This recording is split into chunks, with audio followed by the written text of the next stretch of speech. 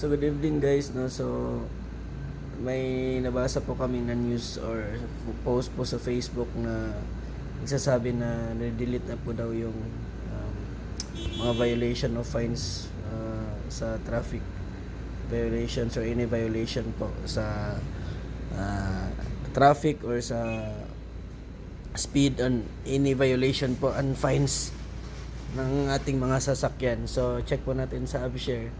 Actually may violation po ako the last year. I think it's only 100 real.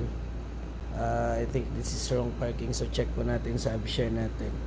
So hopefully wala po. So ito po yung sasakyan ko. So wala na po, no. Nandito po yung dati. Last week nag-check po ako and now nabasa ko nga yung post sa Facebook. So totoo po na wala po yung wala na po yung violation fines. So thank you Saudi Arabia and the new good news po sa mga lahat ng may mga violation dyan. So check nyo lang po sa AbShare nyo mga kabayan, mga bro. Thank you.